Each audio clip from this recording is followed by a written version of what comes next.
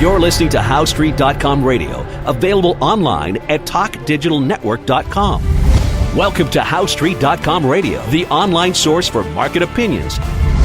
Here is Jim Goddard. My guest is David Smith. He's the senior analyst for the Morgan Report, which you can find online at silver-investor.com. Welcome to the show, David. It's good to be back, Jim.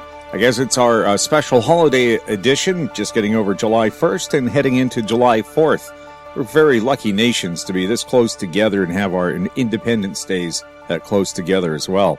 Well, speaking about changes and how you can stick together and maybe make a profit, you were mentioning it's right there. We're just 4 feet away from gold.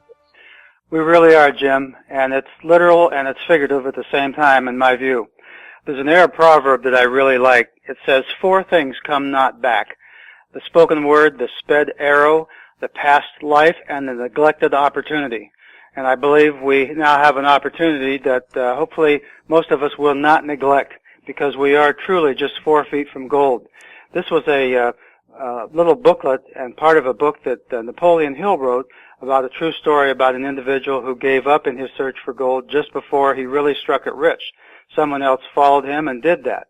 And the reality is, as Napoleon Hill discovered in his book Think and Grow Rich when he was doing the research, is that most people, when they are met with temporary defeat, quit. That's human nature. We all have to surmount that problem. And a direct quote, which I think I cannot state it better than he did, and I'm going to read it. It's just a couple of sentences. He says, "More than 500 of the most successful men this country has ever known told the author their greatest success came just one step beyond the point at which defeat had overtaken them. Failure is a trickster with a keen sense of irony and cunning. It takes great delight in tripping up a person when success is just within reach," end quote. And I believe that's where we are right now, with 2 years of Chinese water torture, followed by, in April, falling off a cliff in terms of the prices of gold and silver in the mining stocks. I was just going to say, Einstein said something very similar. He said, "I'm not smarter than the average person. I just don't give up as easy." That's really true, and that's what it's going to take here, because many people have given up. Many investors have left the market. They've been blown out of the water. They will never return. And I think that they are leaving just at the point where we're going to see a turn. It's not going to be tomorrow. It may or may not have been last week, but the point is, in time and space and price, I think we are very, very close to a turn. And when it does turn, we will not see prices anything like we see now for the rest of this bull market, however long it tends to last. Well, you mentioned when change, you can expect change to occur when you venture into unknown territory. We're in there. This is really true. This is where growth takes place, not in the known, where we're conditioned by our past habits, most of them negative habits, and where we just replay ourselves into the future by how we've looked at things in the past. You have to step into the unknown. That's where change and growth and success resides. Just like Indiana Jones stepping out into the void where that glass walkway was over the abyss. He had to have the faith to do it, and if he didn't have the faith, he either would not have stepped out or he would have gone down to the bottom. So faith coupled with research and action is where it's at, in my view. You believe there's actually a certain date investors in precious metals should be looking at right now? One of the people that I have listened to and followed diligently for many years is a very self-effacing individual named Reg Ogden of Canaccord Wealth Management. And he has spoken for years at the conferences that I attend in Vancouver.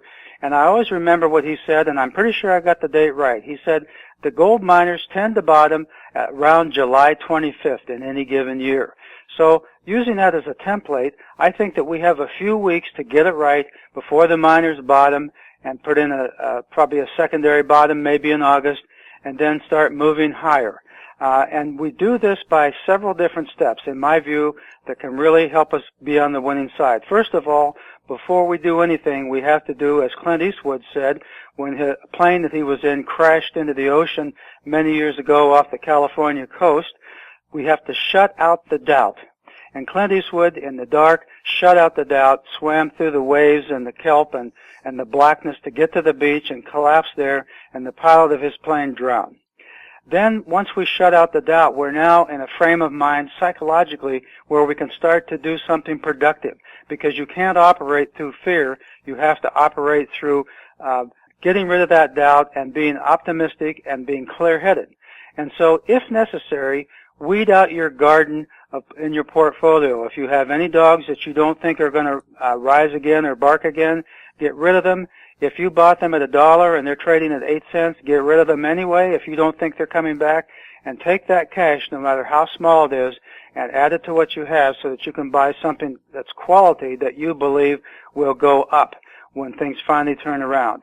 And these producers that are down in levels that are unbelievable, they have lost 70, 80, 90% of their value. These are profitable producers, and if you buy one of these, you're going to make anywhere from 4 to 10 times your money just as they go back to the mean, let alone if we go much, much higher, which I believe we will over the next few years, into the final public sector blow-off in this sector. Should you be exploring, when you said explore new territories, perhaps take a look at some new companies to invest in? Definitely. A few new companies. Be very selective. Look at best of breed. If you start out looking at 20, end up with 3. If you can't find any that you really like or you're uncomfortable with a new company, look at what you have in your core and add to the very best ones that you have, keeping, your positions in some sort of balance. Then do what I do, and I did this today, and I'm going to discuss it in just a minute. But you look at a company, for example, I looked at a particular silver mining company that I've had a couple of times over the last year or so, and I last sold it at about $2.25. It's now trading at $1.40, and it's bounced off of around $1.15. And I know that that's a company that I want to own. It's one of the best ones that I know about. And so what I did today, because I want to have a small position, but I wasn't paying attention when it was 20 or 30 cents lower, I went in and I bought 1 cent above where it was trading today. I got a fill for about a quarter of my position. If it never goes lower, I'll have something. I put 2 more orders in, limit price going down about another 8 to 10% below on each one, and I will only get a fill upon sustained weakness, which I think is a 50-50 chance over the next few weeks. I put it in at a limit price. I will not pay beyond a certain price for that, and good till canceled, GTC. So I've got a small position. I'm not obsessing about it running away from me. I have 2 more orders in at lower prices, which have a reasonably good chance of being filled. And if I'm lucky and if my analysis is correct, I'll have the full position sometime in the next few weeks. And then when that happens, I'm not going to be obsessing about it one way or the other. I'm going to go do something else, because I've already done all I can do, and this is where people get into trouble a lot. They carry out their plan, just like what I'm saying here, but then they try to keep fiddling with it. So if you look at the plan and you create a plan and then you carry it out, at some point you can't do anything more. It's up to Mr. Market. Let him take care of it, and you just sit back and let's see if you're correct.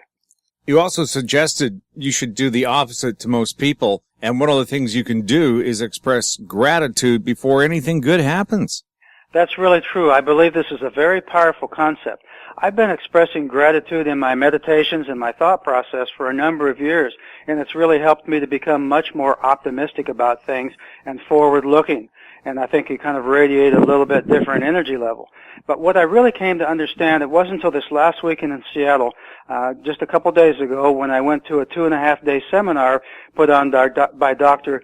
Joe Dispenza, who was actually a chiropractor in the area where I live, and he wrote a book called Breaking the Habit of Being Yourself, where you literally reprogram yourself by changing your thinking so that you no longer operate from your past behaviors and beliefs, but you program in new ones. And one of the ways, and I had never heard anyone say this before, express gratitude before it happens, not after. I think all of us go, oh, I'm grateful for what happened. But how about this? Express gratitude for what has not yet happened. And as Dr. Joe says, when you do that, it's already an accomplished fact. And you start seeing that in your mind's eye as it's already there. This is a very, very powerful support tool that can help you stay on task with what you've already decided to do. Express gratitude now. Give thanks for the success of your program, and I think that will improve the odds greatly that it will be successful. That's what I believe. David, I'd also like your comment on an article I read about the London Metals Exchange. You have the board price for gold or silver. You pay that, and they tell you Oh, well, it's going to be 100 days now before you get the actual physical bullion. Then before they'll ship that bullion to you, they want to charge you at least 25% more than what you originally paid. Now, what other item do you buy at the store, for example, and they say, oh, by the time we ship it to you, we're just going to tack another 25% on top of it? To me, this is just one more indication of the really distorted situation that we have in the physical market, which is smoke and mirrors. There's been plenty of research by GATA and many other researchers that indicates that a lot of the gold that is supposed to be in certain locations, in certain bank vaults, in brokers' vaults, is not there. It's been leased out, it's been consumed, it's gone. And a lot of it has found its way to the east, to the Far East. This is going to keep on happening. At some point, the scales will fall from people's eyes, and they will realize that there is a fraction of the gold and much less silver than people have been led to believe. And when that happens, that's when you're going to see a true explosion in the demand for gold and silver that's going to rocket these prices to heights that are just almost unbelievable. And in the words of the old miner, you ain't seen nothing yet. Yeah, the lower you go in the mining business, the higher you might end up. Right. So this is pretty exciting. A lot of people think what we're talking about is rubbish. That's fine. We all have to take our positions and stand by that. And I'm proud to say that I'm going to take my position. I've already started doing this. This is what I believe. Each person that's listening has to make up their own mind. You know, I'm not trying to convince anybody else. I'm not trying to lead their thinking. I'm only trying to inform it and get them to think about it and decide if it fits them. If it doesn't, that's fine. If it does not, that's fine too, if it does. Happy July 4th. Happy July 1st. Enjoy the holidays. The best to you, Jim. I definitely intend to do so. I'm expressing gratitude for all the fun I'm going to have over the vacation. My guest has been David Smith. He's the senior analyst for the Morgan Report, which you can find online at silver-investor.com. You're listening to HowStreet.com radio. Find us on Twitter at TalkDigitalNet. You can contact us at info@HowStreet.com. I'm Jim Goddard.